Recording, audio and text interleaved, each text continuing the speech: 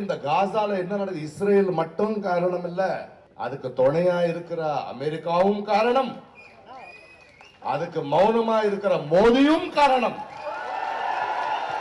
அதை எதிர்த்து பேசாத ஒவ்வொரு மனிதனும் காரணம். எல்லாம் கலைஞர்கள் எங்கடா வர்றீங்க? எங்க ஒரு அநியாயத்துக்கு எதிராக பேசுறது அரசியல் என்றால் நாங்க அரசியல் தான் பேசுவோம். ஒரு கவிதை இருக்கு, இந்த போர் இருக்கு இல்லையா, போர் முடிஞ்சிடும், தலைவர்கள் எல்லாம் கை குலுக்கி கிளம்பிடுவாங்க. ஆனா உண்மை என்னன்னா, அங்க ஒரு கிழவி தன் மகனுக்காக காத்திருப்பா, ஒரு பெண் தன் புருஷனுக்காக காத்திருப்பா, குழந்தைங்க அவங்க அப்பாவுக்காக காத்திருப்பாங்க. இந்த நாடு இந்த மண்ணை வித்தது யாருன்னு எங்களுக்கு தெரியாது, ஆனா அதோட விலை கொடுத்தது யாருன்னு எங்களுக்கு தெரியும். நாங்க மௌனமா இருந்தா இதுதான் நடக்கும்.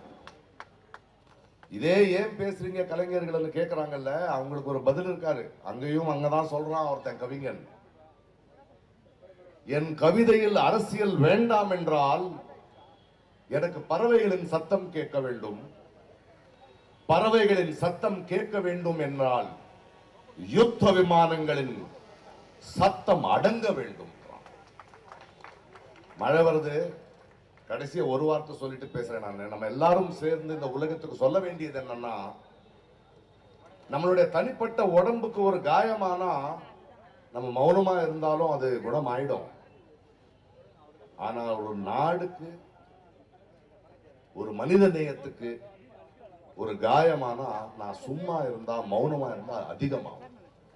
அதனால சாகிறதுக்கு முன்னாடி சாகக்கூடாது, போராடுவோம், இந்த குரல் நிக்கும். இதுக்கு இந்த காசால என்ன நடக்குது? இஸ்ரேல் மட்டும் காரணம் இல்ல, அதுக்கு துணையா இருக்கிற அமெரிக்காவும் காரணம், அதுக்கு மௌனமா இருக்கிற மோடியும் காரணம், அதை எதிர்த்து பேசாத ஒவ்வொரு மனிதனும் காரணம். நன்றி, வணக்கம்.